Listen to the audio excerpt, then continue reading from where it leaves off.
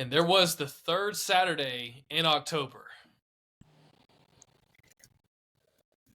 All right, let's talk about it. Welcome to the Pigskin Cafe, a podcast where Hampton, Chase, and Graham break down all things college football. So sit back, relax, and enjoy the show. They have to win this game. There's a problem. This one's tough. We are back. That's what my gut's telling me. I genuinely could not believe it. You don't live in the great state of Texas. All right, big boy. Hold my sweet tea. What are we doing? That is a stat there, ladies and gentlemen. Welcome, everyone, to the Pigskin Cafe. If this is your first time, we're grateful that you're taking time out of your day to listen to this episode. Before we go any further, we'd just love to ask you to subscribe, to like the channel, like this video. It really does help us know that what we're putting out, people are enjoying. If you're a longtime listener, welcome back. We've got a lot to talk about. Fellas, I think I saw, just before we really dive in here, we're recording this on a Sunday. Alabama is now ranked 17th? 18th? 16th? I believe 15th. 15th, okay. Yeah. Let me double check. Continue. I'll double check. Yeah. Yeah. If you don't know by now, Alabama went into Knoxville and lost against Tennessee. This is the second time we've lost in Knoxville. Past two times we've played there. So a lot to talk about. I would say if you were to compare the games, drastically different, even though they're the same two teams playing against each other. Yeah. Guys, there's a lot that we can talk about. There's a lot of emotions we could dive into, but I do want to kind of ask this of you guys. I do want to ask you to be as honest as possible, especially when it comes to maybe some things that we've said about some of the gameplay that I think now just has to be, it feels like now we're listening. We talked about it at the end of the Vanderbilt game. It felt like it wasn't real. And I heard someone say this is just such good language for it. That losing to Vanderbilt was your get out of jail free card. Mm-hmm. That everyone was like, that doesn't make sense. Never would have guessed that. Just keep moving. And then you survive against South Carolina. Different taste in your mouth. You're still like, man, it still doesn't look good, but all you got to do is win. Mm-hmm. This one, people have had it. They have had it, and it is not pretty. There's some high expectations of this team and this program. So, fellas, I do want to get our honest reaction. I want to give us enough time to talk about everything that went wrong, everything that's going wrong, and possibly what are we going to have to do to fix it? So let's start.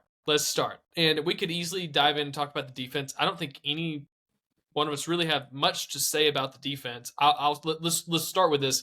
Mm-hmm. I felt like they responded in this game and played fairly well. There were sacks. I was really impressed when there was interceptions. And I know Tennessee's offense has struggled in the first half, but I appreciate that we took advantage of that. It seems like in the past, and we kept hearing about Tennessee's not scored in the first half of the past two games. It just felt like this was going to be the game that Tennessee was going to show up and put up it was going to be 14-0 Tennessee before we even really got into the game. So I do appreciate that. There was definitely some drives in the second half, and as we got further into the game, that specific players had really bad drives. But I don't think we want to put this much on the defense. I think for the most part, they played well, and I appreciate their response to them playing against Arkansas, where it feels like we just have not been able to stop anybody. So let's start there, if you guys don't mind. Mm-hmm. What would you add to that? Because I feel like that's a pretty consistent narrative we could just add to and then move on to what we really want to talk about. Hampton, I'll start with you.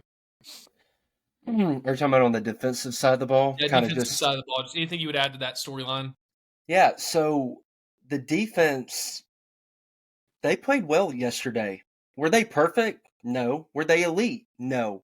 But at this point, we're 7 games in. If you're an Alabama fan and you're expecting this to look like a vintage Alabama defense, then I don't know what drugs you're taking. I don't know what you've been drinking during the game. That's just not realistic for this bunch right now with the new scheme and players adjusting to that. But also, there are just some personnel issues right now, and a lot of that has to do with youth. And I thought they fought valiantly in the first half to hold Tennessee to 0 points, to produce 3 turnovers, to consistently get pressure on Nico and have him rattled. You can't ask for much more from them, especially in that first half. Second half, they come out. They get a 3-and-out to start the second half. They give the ball right back to the offense. And yes, Tennessee finally did get a little bit going on the ground, and they rushed for 214 yards. Dylan Sampson did get his, and Nico finally settled in a little bit to the game and made some plays and connected on some balls deep down the field. But that was going to eventually happen at some point. And I don't think it's a coincidence, and I don't think it's something that has been talked about enough. The run defense and the play of the defense overall went down when Keon Sabb, Devontae Smith, and Red Morgan all were hurt and didn't play in the second half of that game. Keon Sabb, I think, played maybe one or two drives, and he was battling, trying to tough it through, but then he got hurt again. He's out for the game. So you're playing with three backups in your secondary, in the secondary that's already young and inexperienced. So at that point, it was going to happen. Then on top of that, at the end of the game, your offense, and we're going to get to the offense. You just wait. We're going to get to them. But at the end of the game, your defense comes up with two critical stops. Offense does nothing with the ball. Tennessee gets it. Defense forces a 3-and-out. Then offense does nothing again. Defense forces a 3-and-out and holds Tennessee to a field goal. They did their job at the end of the game. That, to me, showed growth, and it showed progression from South Carolina and Vanderbilt, because I don't think in either one of those games they really, once adversity hit, once the offense got moving for South Carolina or for Vanderbilt, they didn't really stop them. They did this week. They showed determination. They showed grit. I thought LT Overton played well. I thought Q Robinson played well.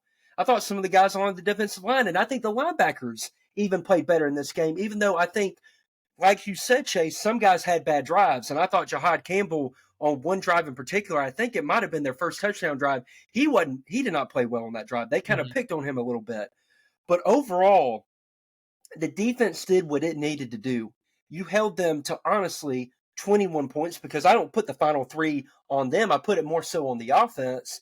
And you produced 3 turnovers, which led to 0 points. Yeah. And that in and of itself is the issue in this game. And I know we're going to go to the offense, so I'm going to kick it back to you. But credit to them for showing signs of life against South Carolina and now against Tennessee. I think they're building on that side of the ball. But the offense is completely falling off a cliff. And they're playing anti-complimentary football at this point. Yeah, that's great. So well summed up. Graham, anything else that you just add to the storyline? I think when I heard Hampton say that, I was thinking about, if you did go back and were to tell me that Tennessee was not going to score in the first half, and how many turnovers? 3 turnovers? 3. Yeah. Then we would lose that game, I would have told you there's just not a No way way that actually happens. Like there's I know. You got one of those stats incorrect if that's the case. So Graham, just anything you made out of the defense, even you feel like you can compliment them of responding, playing a little bit better.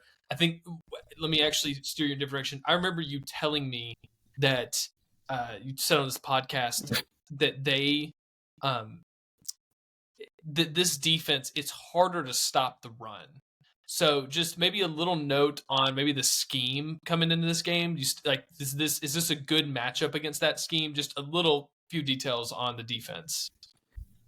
Yeah, we talked about it a little bit in our conversations off the podcast about the defense, but honestly, Hampton's given them a lot more credit than I do. When you look at that first half, quarterback for Tennessee, Nico Iamaleava, if that's close enough. I mean, he was literally missing wide open receivers deep. If he hits 1, 2 of those, at least 6 passes that I can recall that were deep, and the guy had beaten our corner. I mean, the first half is a completely different story than it is. I don't think we give credit to. You can't really give credit to the defense on a quarterback overthrowing an open receiver consistently. I mean, you can once or twice because there might be pressure. He might not be comfortable, but it obviously showed that the defense wasn't really the factor limiting Tennessee in the first half. It was Tennessee's inability to be consistent and efficient throwing the football. I think that's the story of the first half, is that the reason Alabama, sneaks into the locker room without giving up any points is because Nico, it just doesn't have a good half. He really doesn't. Overthrows several guys consistently on the same play, and it is still beating the Alabama cornerbacks. You can blame that on inexperience. You can blame that on youth if you want to. But I'm going to say that Nico deserves some of that blame. And then you go to the second half, and did the defense play terrible? No. But when you know that you probably won't score 20 points and you give up 21, and like Hampton, I'm with you. I will agree that last 3 points is not on them. If you know your offense won't score 20 points, then you have to keep them under 20 points. You have to keep them to 14, to 17. And what the defense did was came out of halftime, and Tennessee figured out the run game. They figured out actually getting some easy throws for Nico in the second half, and that really changed the whole game. I'm not going to sit here and say that Alabama's defense played good when they gave up over 400 yards of total offense, nearly 200 in the air, and over 200 on the ground, 140 to one player for Tennessee. I don't think you can call that good. I don't think I can sit here and tell the truth and say the defense played good, because they didn't. We're going to talk about the offense, and definitely some blame there, but you can't say something's good when it's just lucky. That's just what I got to say. You can't call it good when it's just lucky. And Hampton, let me get your reaction to that, but let me just put this on. One thing we haven't talked about is that they did miss 2 field goals as well, which call those defensive stops, but then also call that no points on the board, when they were within striking distance. So Hampton, what would kind of be your reaction to that? Well, I did think Graham did make some fair points. Nico definitely missed a couple touchdowns. There's no doubt about it. But he's been missing them all year long. This isn't an Alabama exclusive issue like, oh, Nico played a bad half. Nico missed him against Florida. He missed him against Arkansas. He missed him against Oklahoma. That is who he's been. So even when they played other games, he's just been missing those throws. And I get that there were opportunities for them to take advantage, but you could say the same for Alabama. There were opportunities for Alabama to take advantage of guys running wide open against Tennessee, but the plays weren't made. So I'm not going to poo-poo the defense because they didn't connect on a play. The fact is the play wasn't made. I 100% agree. I'm not going to say that they played elite or anything close to that. But when your defense in the first half, I don't care how you did it. I don't care that they missed 2 field goals. Even if you still hold them to 6, that's a good half. But when you get 3 turnovers in one half of football and you're giving your offense 3 more opportunities, I can't say that you played bad. I can't say that you played bad. And then in the second half, again, what has been the story all year for Alabama? The offense can't sustain drives, so the defense is continually out there, and they don't have the depth to hold up in situations like that. And especially, like I mentioned, I thought that the play really decreased when the injuries to Devontae Smith, Red Morgan, and Keon Sabb happened. Because King Mack, I think he's maybe a good player in the future, but he got abused a few times on taking poor angles on the final touchdown that they scored. He was the one that got thrown the ball on. He got the touchdown thrown on him. Excuse me. Bray Hubbard, I thought, played pretty well. I thought he showed some grit and made a great play on that third down. But I'm not going to tell you, Graham, that they're a good unit right now. I 100% agree with that. I'm just saying in the context of this game, they were far from the issue. Just like I thought last week, Chase, you asked this question. You said, if you had to attribute blame, would you give it more on the offense last week or the defense? And I said about 65-35 offense to defense last week. This week, I'd go probably 75-80 to 20-25 in favor of the offense to defense. But I don't disagree with a lot of your points, Graham. I just have a little bit different perspective on them. But I think you made some very valid points. some may say a glass half full versus a glass half empty approach might be what we're up against. Yeah, man, it is hard to see that. Yeah, whoever you chalk it up, it does seem like they got some stops and we didn't do anything with them. Mm-hmm. But I agree with you, Graham. I would say that Tennessee has philosophically changed their offense. Some due to they have to, and some due to I think if they want to go far, they know they've got to change it, and that means that they can't just throw the ball the whole time. That they do have to establish a run game, and I think they did that pretty well yesterday against our defense. It did seem like that was a crutch, even when Nico was struggling. But it also just it makes you defend several parts of this offense. So Mm-hmm. I think credit to them for putting a focus on that, trying to improve their run game because I think it will take them further than just throwing the ball the whole time. What I will say against, we'll get into the offensive side of this. What I would critique is that I'm not impressed with Alabama's fourth quarter program. That I understand there's guys that are less talented we're putting out there, but the whole focus in the offseason is we win fourth quarters, and that has not been true this year. It has been far from the truth. I mean, we've been pitiful. And again, I understand that our defense has been on the field for the majority of the game. I'm with that. But again, we're calling this thing the fourth quarter program. Like, if you put it on us, we're going to be a wall at the end of the day when those guys are tired. And just the opposite's been true. I've not been impressed with our performances in the fourth quarter. So I would go as far to say we need more development and time spent on endurance in making it to the ending of the game, because this is not the first time this season. This is about the third or fourth, fourth time or so that we've been in the fourth quarter, needed to stop, needed to play, and it's only happened that one time against Georgia, which is hard to even reconcile that happened considering what's happened after that game. So, Hampton, let's get the last word in here on the defense, and then we'll move on to the offense. When I think your point is an astute one, because the killer, and Kalen DeBoer talked about this in his press conference, the killer instinct is not there on offense or defense. But again, I will give credit to the defense because a game or two ago, Tennessee gets the ball back before with like 5 minutes left in the game. In other games, we would have let them get a first down or two, and they would have run out the clock. They got the ball back. Then the offense faltered again, and they get the ball in the 20 or 30, and the defense makes a stop again.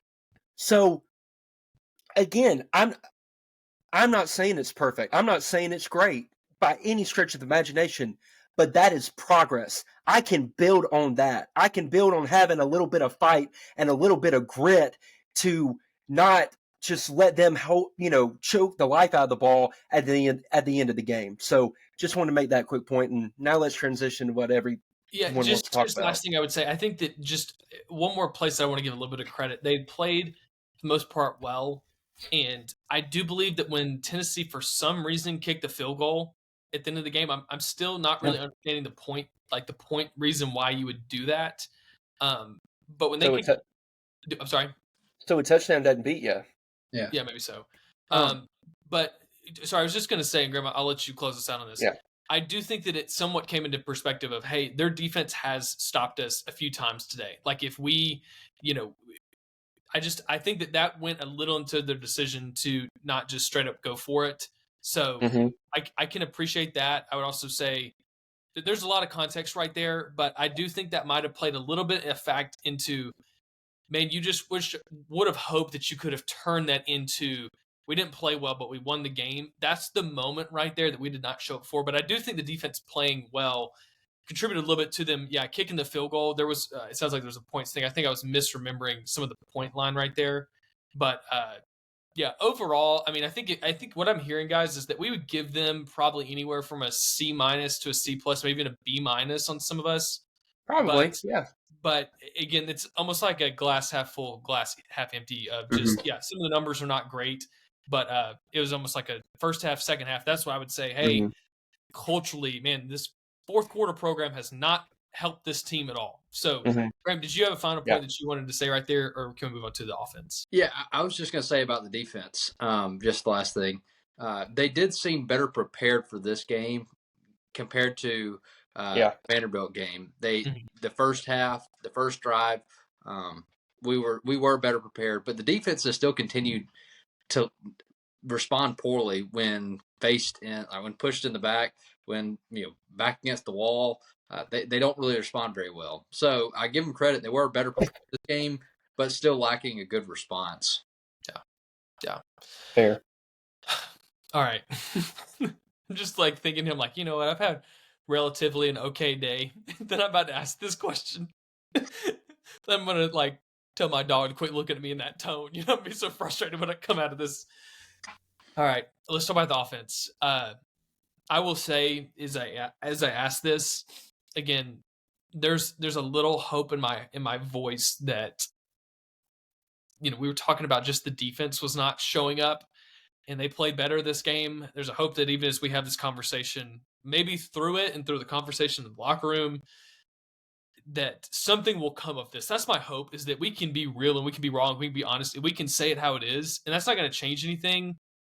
But my blind hope is that something good will come of, guys, we were literally not going to be given wins. We've got to go out there and play well. So, Hampton, I want to give you just the opportunity to start us off here, talking about the offense. And I really want to let you go any direction you want to. If it's more scheme, if it's more history, if it's more the game.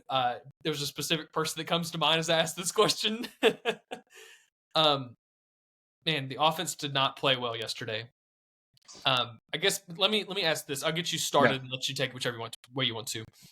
We talked about the Georgia game. There was a moment where we started to think, oh, we're about to lose this game. And it was whenever the kickoff happened and we dropped it, we downed it within the 5. When was the moment at the beginning of the game that you were thinking, oh no, like everything because we predicted this game that Tennessee was going to win. Yes, we did. Do not bet on this game, even though it had Alabama's favorites. Yes, we did. All that right. When was the moment that you were thinking, we're probably going to lose this game? I'll answer that question, but I'll also answer your other prognostication, your blind hope. What has this team shown that this is going to be a wake-up call and that from here forward they're going to be different? If second half of Georgia didn't do it, if Vanderbilt didn't do it, if a near win against South Carolina didn't do it, what is it going to take? Now, to your other question about when did I think Alabama was in trouble? Well, the first drive was an unmitigated disaster. You had a loss on the first play, then you had a false start, then you had another snapping issue, which isn't it interesting, everyone, how we blame Seth McLaughlin for all the snaps last year. He goes to Ohio State. He ain't had one bad one this year. But Brailsford's had a couple this year, and the only common denominator is the quarterback. I don't know. That's interesting to me. So you have that, and then the third down is 3rd and 20. It's pretty much a broken play. Drive's done. But really the second drive is when I started going, oh, no. And this is why. Jalen Milroe in the pocket, even with no pressure around him, his feet were so unsettled and so like happy feet-ish because it looked like he was rattled from the moment that he stepped on the field. And it led to him being inaccurate, him airmailing. There was a throw to Ryan Williams, I believe it was 2nd and 17. Ryan Williams is wide open on the left sideline, and he throws it to the left, and Ryan has to fully extend for it. Would have taken an incredible catch. Should have been an easy pitch and catch. Then it's 3rd and 2 and you're in a manageable down and distance. Then who knows what happens from there. Then the next play, Ryan's running across the middle. He throws it behind him. Ryan slips trying to go down for it. And everyone's like, oh, you got to make the catch when you're on the ground and the ball's hitting you in your shoulder pad. He started the game so badly. And it wasn't only just his inaccuracy. It was his whole demeanor. You could tell from the moment the game started that it was going to be a long one for Jalen Milroe. And before I get into more about him, because I think football is a team game. Everybody from Kalen DeBoer to the janitor and everyone in between deserves blame for this loss. There's no question about it. But if I had to assign blame, he gets the majority of it for this game. And all I want to ask is, where are the haters at now? Where are the haters at now for all the people who came at me, came at Chase, for just saying the obvious and being honest, open, and fairly critical and providing an accurate assessment of him, even from last year to South Florida this year. And then last week we talked about him not playing well in that game, but that got kind of glossed over because Alabama won the game. But he did not play well against South Carolina. This week, he said, let me up the ante. You thought last week was bad? No, I'll show you. I'll show you bad. Not only, again, speaking to the rattled point, how many throws did he just completely airmail and give his receivers no chance? Yeah. Like he threw it into the first row of Neyland. How many times? Mm-hmm. It was inexplicable. He threw it to Ryan Williams 20 times, folks. 20 times. And a lot of the time Ryan was open, but because of an inaccurate pass, you didn't get to reap the benefits of it. And it looked like, again, I don't know this. I don't know the call. I'm just telling you what it looked like from a guy on the couch, which, again, don't mean much. It looked like he got the play call, and as soon as he got the play call, he felt like he knew where he was going to go with the ball before he ever looked at the defense, and it didn't care. It didn't matter what coverage they were running. He was going to make that throw. He predetermined his reads. And hey, at least 20 times we can say that. At least 20 times. 100%. At least 20 times. So you had that going on. Then you had just not only the inaccuracy, but the poor decision-making on some of the throws that he made. Like, I get everyone being upset that we called a fade on 2nd and goal from the 4. Fine. Understandable. You wanted them to run the ball, even though that Alabama hadn't been running the ball very well all year. You wanted them to run the ball. I get that.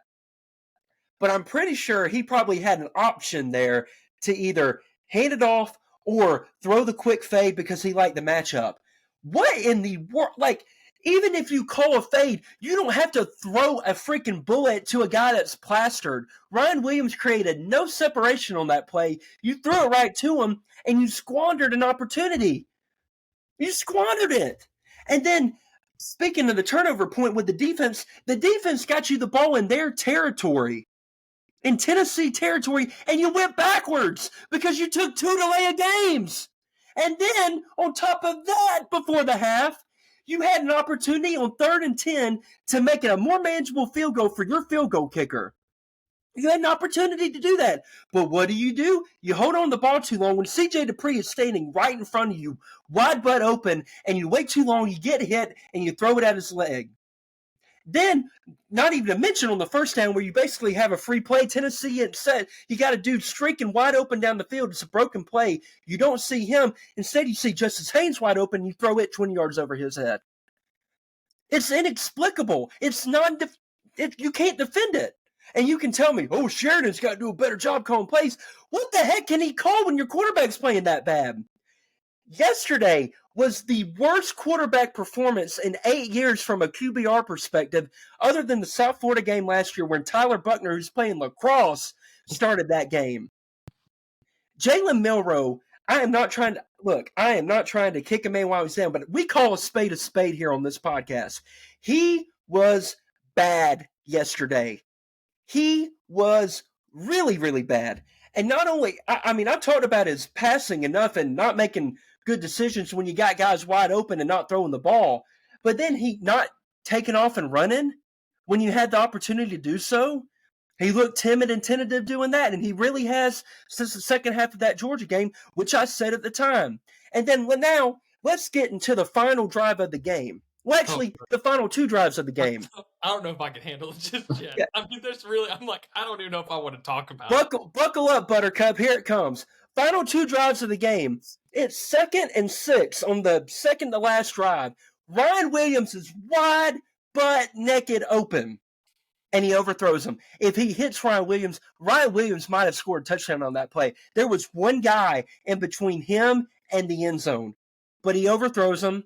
Then he takes a sack on the next play, which should have been an offsides call. Officiating was really bad on this game on both sides. But it's not why Alabama lost that game. But that play on 3rd and 6 never happens if he hits Ryan on 2nd down. Then, again, the defense does their job. They get the ball back for the offense. Last play, he throws a pick. Not only did he throw it late, he threw it behind Jeremy Bernard. If he throws it out in front of him, Jeremy might have gotten a pretty good gain on that. There was a lot of green grass to the right of him, but he threw it behind. And I'll tell you this right now, and y'all can tell me this because there's more I want to say on the offense, but I've gone on long enough and my blood pressure is really high right now. Did either of y'all think that when Alabama got the ball back with about 1:50 left on the clock, that Jalen Milroe was going to lead the team down for a touchdown? Because I sure as heck not. Just like I didn't when Alabama played in the Rose Bowl against Michigan last year. He looked like the same guy yesterday that he did against Michigan in the Rose Bowl. There was no confidence that he was going to get the job done. And then to top it all off, every time you cut to him on the sideline, whether it be this game, South Carolina, or Vanderbilt, he's just sitting over there with his arms crossed, looking like he lost his best friend. Instead of trying to be a leader, trying to inspire his guys, trying to fire up the team, it's just almost looks like let me mope. And I'm trying to compose myself. If I'm Kalen DeBoer, and I could tell Kalen DeBoer is a very mild-mannered individual. But at halftime and after that game, you could tell he was very, very frustrated. Most frustrated I've ever heard him during his short tenure at Alabama. I'm not going to say that Jalen Milroe needs to be benched, but I will pose this question. And Kyle Edwards asked us in our group meeting if he had the fortitude to do it, and I'm paraphrasing a little bit there. If a performance like that and the performance the week prior don't at least get you to consider it, what will? And I turn it over to y'all because I've talked long enough, and I'm sorry, but I've had enough. But that feels good. I'm for those last 2 drives. I mean, I was telling my wife, I was sitting there like, we are losing this game. Yeah. Again, no confidence. I mean, zero confidence we were going to win this football game. And the thing and I just got to say this, Hampton. I got to say it. There's a couple people that have a little friendly wager with. This guy's going to go first round. I will say that in the NFL, that is the scenario that presents itself every single Sunday. That you get a minute and a half, you're supposed to go down and win the football game. And I just don't have that confidence he can do that. So we'll circle back to like, hey, what should we do going forward? We need to circle back to Kyle's question specifically. But Graham, I do want to ask you and let you talk about the offense for a second. You told me, and I thought this was a very just well thought out point that I want you to expound on. It's this right here. That Jalen Milroe, his strengths and play style don't really fit any offense that anyone runs now. Like, he is so hard to game prep around. It's like the strengths that he has, he doesn't really want to use them. Therefore, it's like I can feel Nick Sheridan a little bit on what am I supposed to call if he wants to throw the ball and we're throwing the ball over people's heads. We're not playing well. He won't use his legs. He won't be decisive. Graham, I think you just had a really good point where you were just saying he just even remind me how you said it, just that the offensive playbook you have to run with him is so limited, or the offensive scheme. Just remind me how you said it, explain it for the listeners, and then I want to hear your thoughts on the offense. Yeah, I just want to thank the listeners for still hanging in there. You can turn your headphones back up now. I'm not going to yell. So you might need to turn back up. I know you probably turned them down just a little bit during Hampton's rant there. And I'm going to let Hampton take this time to breathe. I'll talk for a few minutes.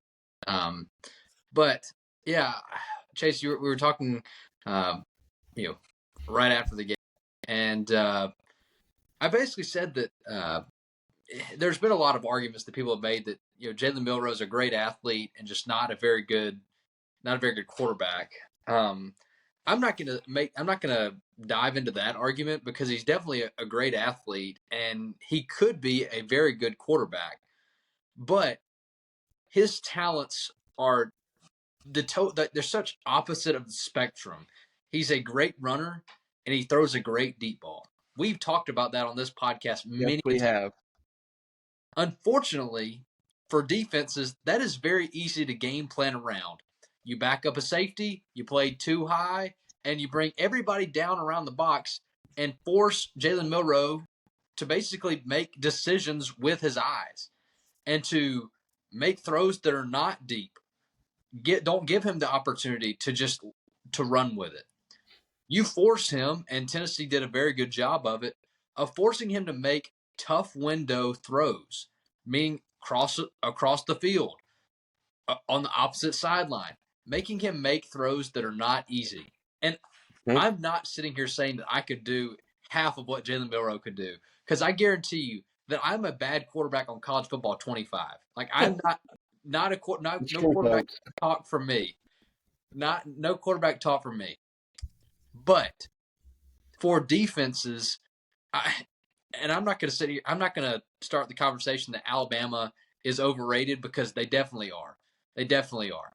But for defenses, what the media and what fans see as like this anomaly in Jalen Milroe, somebody that is the fastest player on the field, the most athletic player on the field, has the strongest arm on the field, can make the best deep ball throw on the field.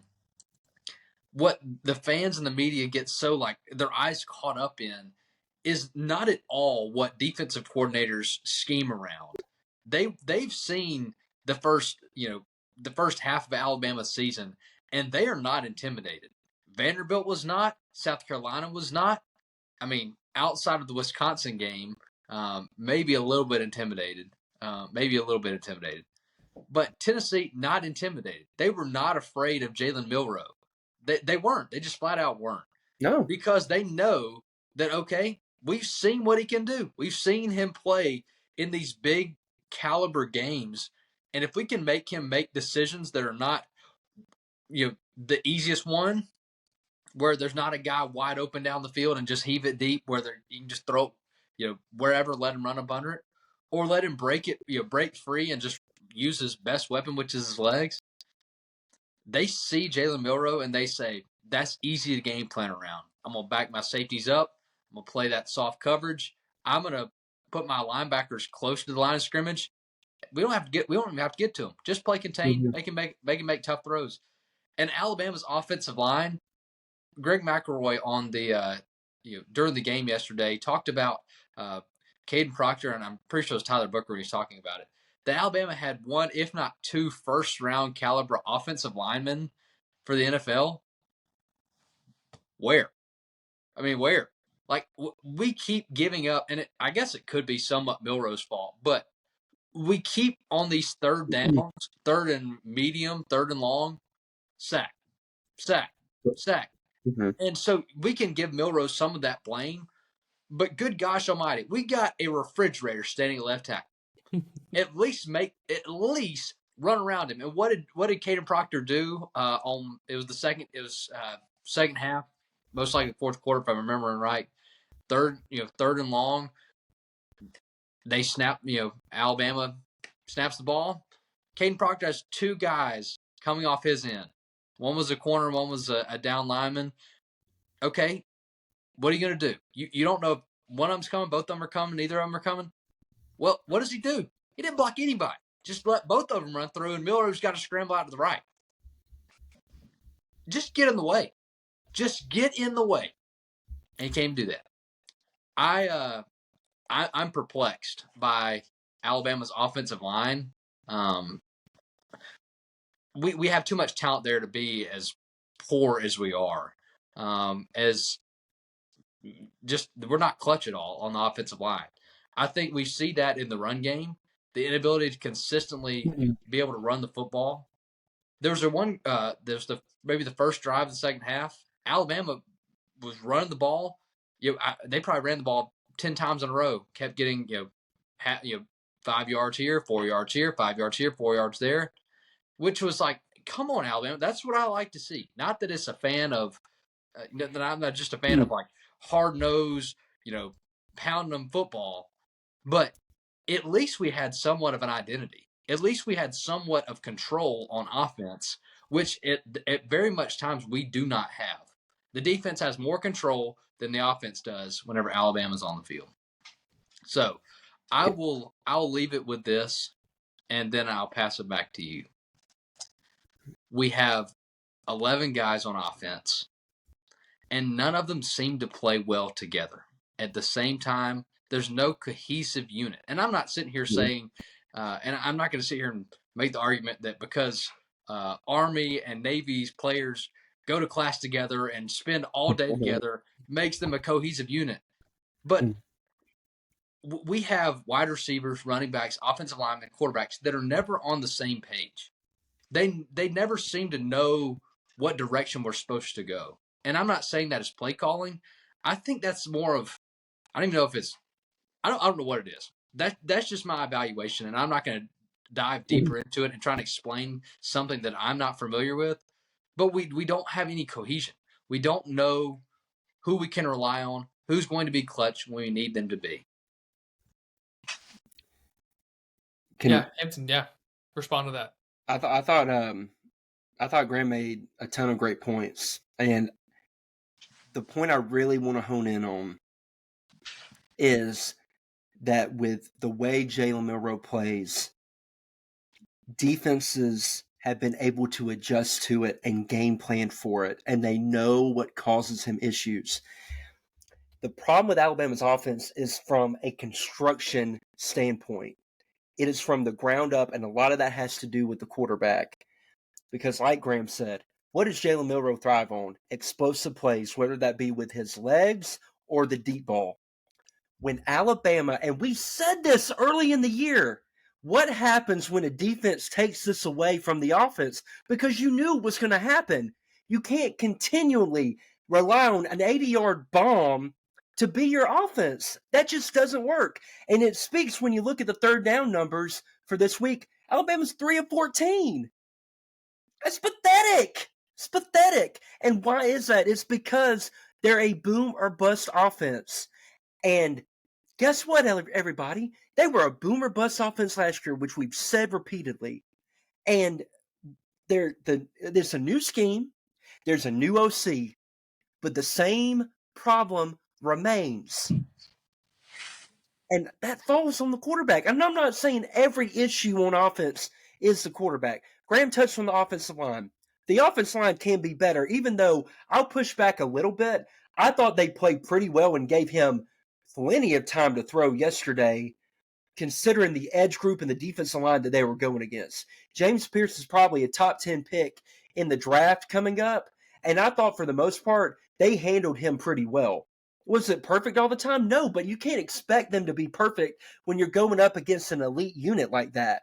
Milroe does not help the offensive line when he doesn't step up in the pocket, when he runs into pressure, and when he holds on the ball too long.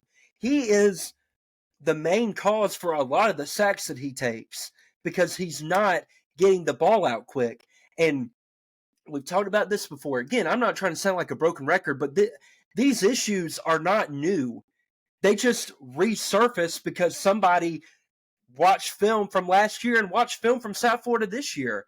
Tennessee blitzed and blitzed and blitzed and brought extra guys, especially up in the interior, and Jaylen doesn't get the ball out. He doesn't recognize where his answer is in the hot and get it out and make them pay for it. Guess what, everyone? When you do that, when you start making teams pay for blitzing you, they're going to eventually stop. But Alabama doesn't make them pay. And why is that? It's because the quarterback has a struggle and a difficult time doing so. And right now, Alabama's offense is not functional playing that way. And it's been like that for 2 years when you play against good defenses. I agree with you, Graham. I think Alabama, the lack of a traditional running game is really hurting this team. And I put some of that on the offensive line. But honestly, part of it's the running backs. Like, I thought Jalen Milroe got going yesterday in the second half, and then, of course, he gets going, he rips off a few runs, and he gets hurt. And then Justice Haynes is back in the game, and I'll give Justice credit on this. When on the second to final drive, when Jalen Milroe makes an inexplicable decision to throw it to Justice instead of throwing it out of bounds when there's a guy around him and he's 5 yards in the backfield. Justice made a heck of a play to get 5 yards on that play, but he's not the running back Jam is. We've said that all year. So collectively, and we can shift this, I think, Chase, to what you want to talk about. Where do they go from here? I want to pair this nugget in here with that, and I want to kick it to y'all. On the final drive, actually on the final drive, on the second to final drive, what happens on third down? Jalen Milroe throws it off his back foot to Kendrick Law. It's behind him, incomplete. And then we have the Tennessee player instigating with Kendrick. Kendrick throws a punchback. Then Tennessee player throws a punchback. Kendrick gets called. Inexcusable. Cannot happen in that situation. That is a selfish move, and you're putting yourself above the team when you do something like that in that situation. It should have been offsetting, but I do not care. And the main issue I had is nobody's really crawling or chewing him out, like throwing him over and saying, we can't do that around here. And that, along with the other 14 penalties that were called in this game for 115 yards, there's a culture issue on this team. You cannot tell me otherwise. That we talk about the standard. What standard? There isn't a standard at Alabama right now. You want to talk about it? Be about it. Do the things that you have to do week in and week out to make it happen on the field. And you can't tell me that that's happening with the lack of execution, the lack of attention to detail, the lack of mental toughness and intensity that is lacking on Saturday. You can't tell me that the team is doing that right now. And you see week in and week out it popping up and popping up and popping up. So I present that to you. Where does Alabama go from here? And how do they get this culture reined back in and a sense of accountability for these players, but also for the coaching staff? Yeah. Just quickly before we get into that, because we need to spend some time there. If you were to look at Bryce Young play quarterback at Alabama versus how Milroe has, there would be, to someone that doesn't know football at all, there's a major difference before the ball's even snapped. Milroe does not check at all. Like, whatever's called, it feels like he knows exactly who he's going to throw it to, and he stares him down. And when that doesn't happen, he panics. It's crazy. Go ahead. What's crazy, just quick. Yeah. In this game, it looked like he was checking. Like, with 7 or 8 seconds left on the clock. That's what I was about to say, is that in this game, for some reason, we had a few checks out of nowhere in the biggest moment of the game. And what did we check to? What did we check to? We checked to a pass out of the backfield to this guy, Justice Haynes, we've said maybe his best game of the year, which is saying a whole lot. And we check it to, instead of throwing it, they call a timeout right before then, and he throws it to Ryan Williams, and they called timeout. Like it was like snap. Right before the snap, they called a timeout. Oh, he threw it out of bounds. Yeah, he threw it out of bounds. And he's, head looking literally where the moon probably is, and just chunks it. And then what do? We check it and we go. It's like, man, I want you to check more, but then, man, that's not the. What are we thinking? We've got 20 yards to go. And so, I don't know. At the end of the day, I almost thought maybe you do that to try to get, it's almost like you're trying to get the best out of your punt it's not going to be completed, but you don't want to give it close enough to the end zone that they might put this thing away. And I'm reaching there. There's no reason you call that right there. Hampton, get your last word in. Let's move on to where we go. Just to that point, Kalen DeBoer said after the game that Tennessee was in a certain look, and that's why they called that play. Well, then Tennessee shifted out of it, and we didn't check to something else. And DeBoer said, if I had a timeout to spare, I would have checked it, but he couldn't afford to do it because he knew if we didn't get it, that he would have to use them to get the ball back. So, of all times, he checked all game, but didn't check out of that one. Yeah. Tommy Reese deserves an apology, by the way. That's all I'm going to say. It is. Gosh.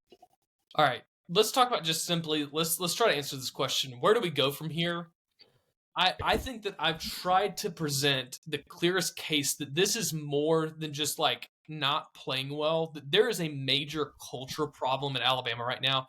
And this is what I mean. I think that there's just this level of coaching that it's been ingrained in them. Think of like almost a military unit. If they have a really strict sergeant that's been over them and hounding them, they hate that, but at the same time, that's what they respond to. It gets the job done.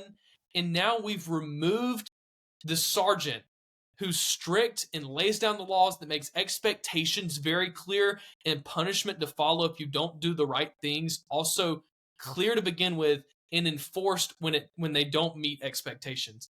And it feels like what we've done is almost bagged all that up, and some of it due to NIL, some of it due to things out of our control. And we've kind of tossed that to the side, saying at this point in the season, or where we're at as a program, we need to make sure that we don't have anyone leave the program. So we're going to keep everyone happy. And we've just got to make a decision. Are we going to have our culture is quickly diminishing. And what I want to say right here really clearly is that if we don't change something, everything that Kalen DeBoer stepped into, it's not like he inherited a problem. He is like, we're causing the problem right now that we're going to then have to dig ourselves out of. We've got to decide something here. So Graham, let me start with you. This question. All right, we've got Missouri coming to town. Missouri gets a close win against Auburn. What I've heard, comeback win too. Comeback win. They're excited. What I will say is that Cook is a lot better quarterback than some of these guys that we've been playing. Like, he does not make mistakes and miss throws. You're gonna have to beat him, which does not bode well for this team. So Graham, when I ask you that, one of the questions is, what do you do at the position of quarterback? How are you thinking about it? I'm not asking you who would start. I think we'd probably say Milroe, but how long of a leash does he have? What mindset do you go into practice this week with? What are you thinking? Yeah, I want to go back just a little bit to what you're saying about the standard. Indiana is, a top 15 team in the country right now, arguably a top 10 team. Yeah, been undefeated, and it's really proven to be a big time opponent in the Big Ten this year. Their new head coach Kirk Cignetti said that like the reason why he's been successful everywhere he's coached was that he's just crazy about having a high standard, and he's crazy about holding people to that standard. Mm-hmm. I think that's where we've seen lacking. I mean, arguably, you could say these past 2 years for Alabama is that we may have had a high standard, but we might have struggled to hold people to that. I think that's especially true this year, and maybe the standard's not as high as it has been, but we're not holding people to that high standard. Now going forward to Mizzou, I think Mizzou is a very good opponent. Brady Cook does come back from the hospital, makes enough plays, and they end up really stealing one from Auburn. I mean, incredible game. I think for Alabama wins this week simply because they're at home. Alabama very much has struggled going on the road this year. When you go to Vanderbilt, go to Tennessee. And you can argue that if Alabama played Tennessee at home, the results may have been different, and the conversation could have been completely different, as what we've talked about today. And we could have talked about the same thing, but the result could have still been different. I think Alabama responds. It's a primetime 2:30 matchup against Missouri. I think Mizzou, you look back at, they go to Texas A&M and are unable to put really anything together, really struggle to get any momentum going in that game. Alabama's got to do the same thing if I'm going to have any belief in them for the rest of the season. Yes, they play Missouri at home this week. They go to Baton Rouge the week following. If we do not play very well against Mizzou and we do not find ways to stop them on offense and actually find some explosive plays on our offense, we're going to go to Baton Rouge and get the third loss for Alabama this year. Mm-hmm.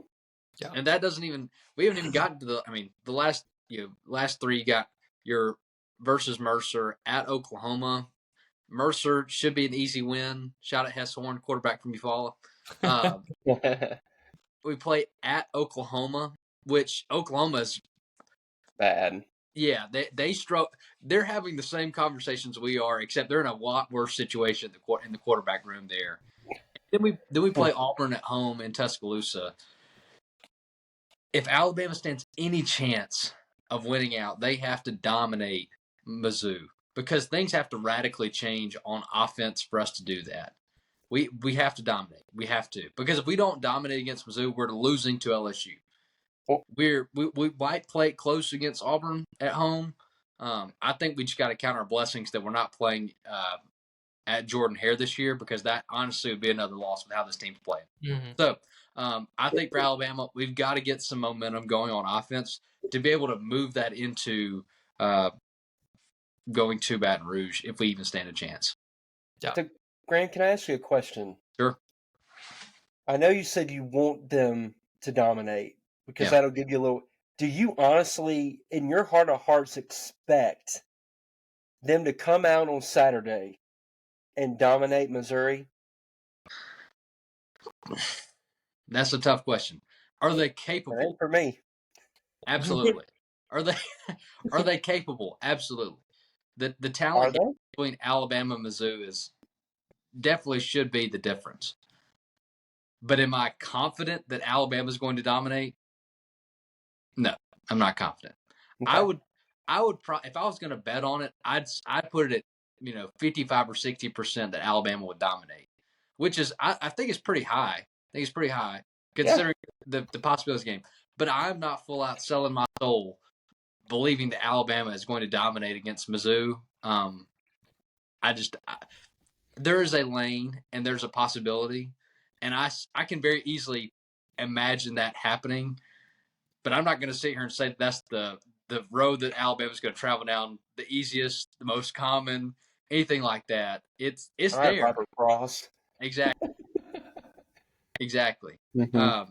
If that it does stand a chance, Alabama has a lane there, but they've proven time and time again this year that they see that lane and they still choose to go another direction, which is they choose to go in the ditch.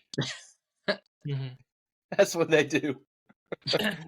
All right, Hampton, let me ask you this. Mm-hmm. We've talked about – I was thinking back to last year when we were doing the pod, and again, I'm not – this isn't a question about Milroe. I just remember saying on this podcast, it doesn't feel like we practice. Like, it just feels like what we were bad at and what our weaknesses were, we just simply never got better at them. We'd have better games, and we'd have some games we didn't play as great. It just didn't feel like we practiced.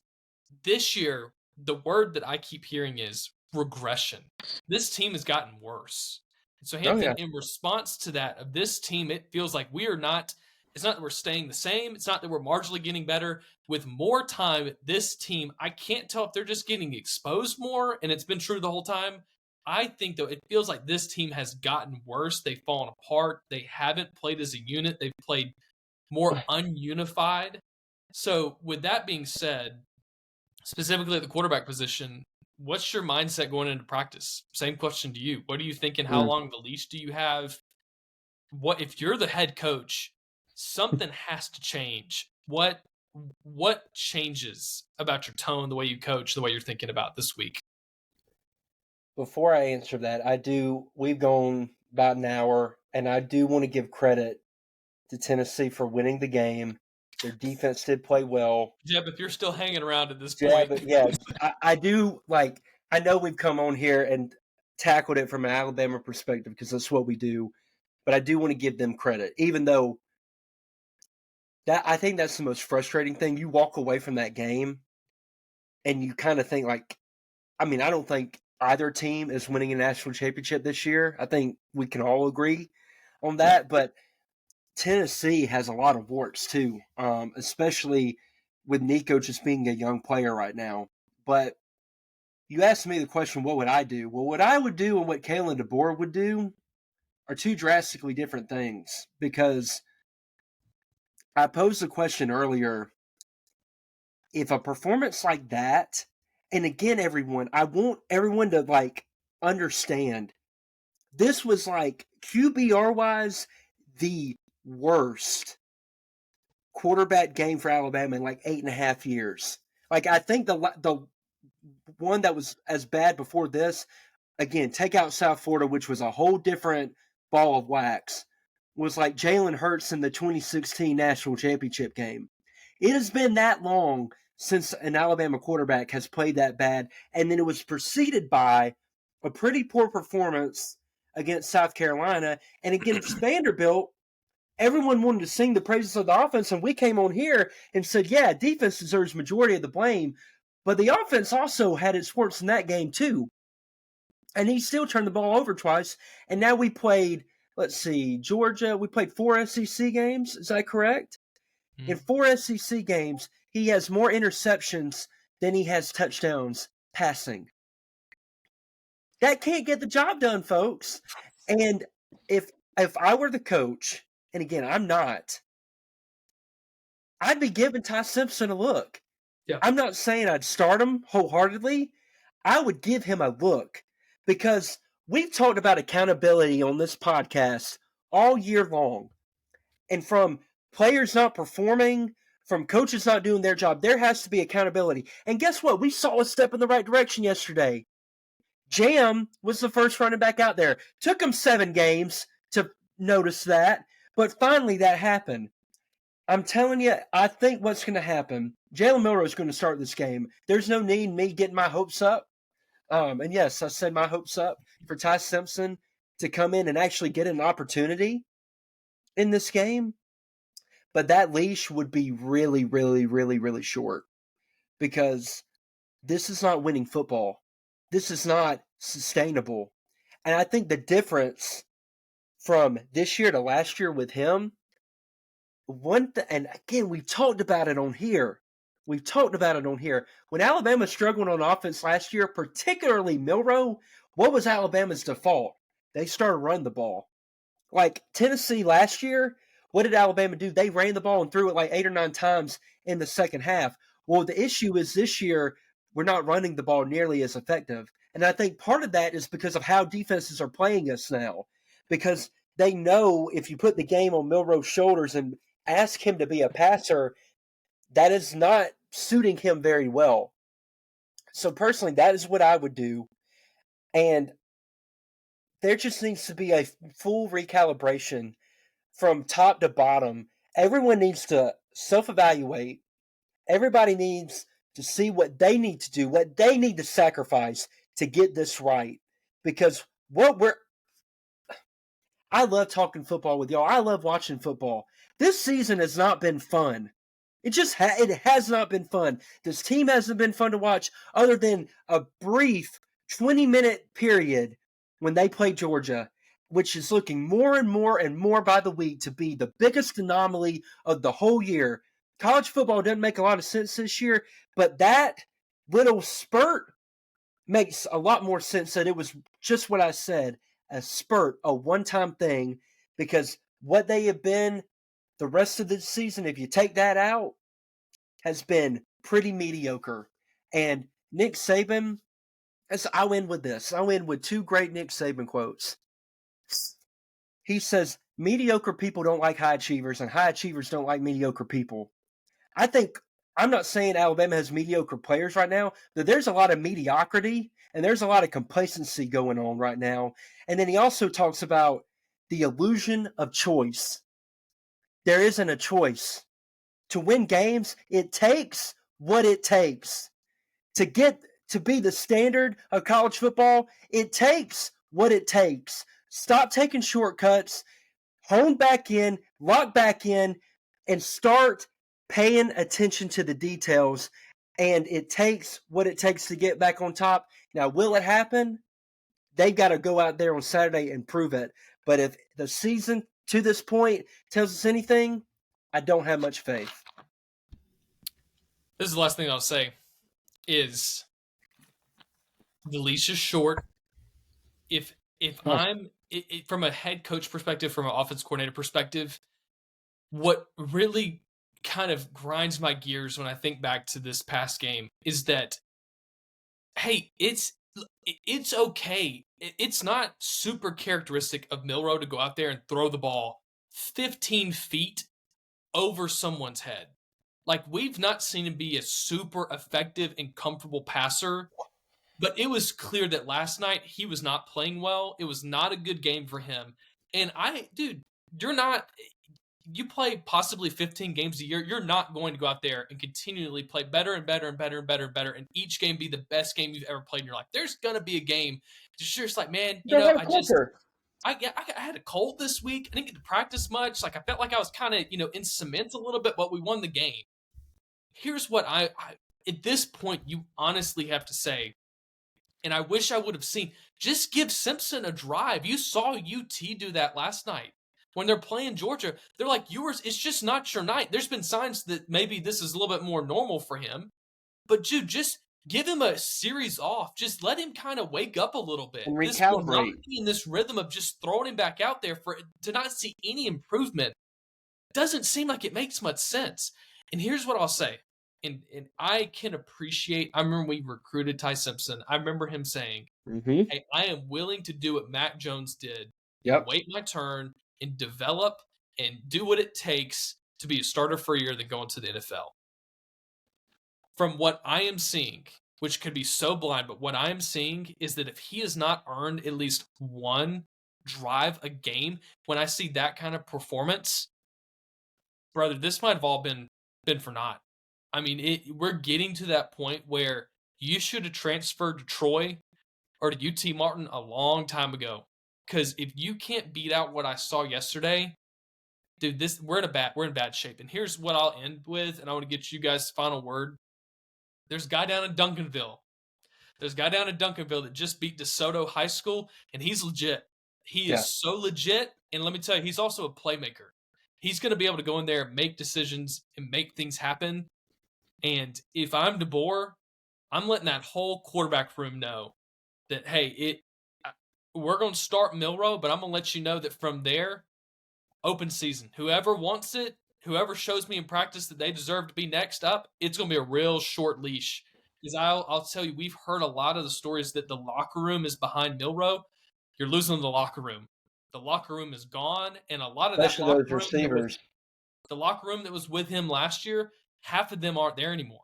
I mean, it is a transfer portal time of kind of college football right now. It is not time to sit here and play favorites and lose the locker room, because you know what heals all that? Winning football games. So, Graham, last word on how we're going to accomplish that going forward before we get out of here, and then throw it to Hampton and we'll get out. Yeah, I think that Alabama's program is completely different than most, if not the majority, with the exception of maybe 5 other programs in the country. That there are no rebuilding years for Alabama. There are no years of, we're gonna put him in there and he's gonna have to learn the hard way because it's gonna be better for him. Alabama has been at the pinnacle of college football for the past 15, nearly 20 years. And if you want to stretch back further than that, you can. Alabama's standard has been higher than every other school in America. And we've seemed to have lost our way somewhat. Yeah, you have to give the benefit of the doubt to DeBoer. It's his first year, new place, new people. But there has to be a point where the talent has to line up and be what it is. It has to be what it's supposed to be. Hampton, you were right. Sometimes it just takes what it takes. Either we are talented enough with this team to make it somewhere, or we've got to get new players and find a new team to work with. Hampton, last word. Well said, Graham. It's absolutely beautiful. I'll end with this. I watched Washington a lot last year. And I said this earlier in the season. Kalen DeBoer didn't all of a sudden forget how to coach an offensive squad. Nick Sheridan didn't either. And what we're watching right now doesn't even resemble what Michael Penix and that Washington offense did last year. It just doesn't. And this offense is very, very quarterback-centric. It puts a lot on them.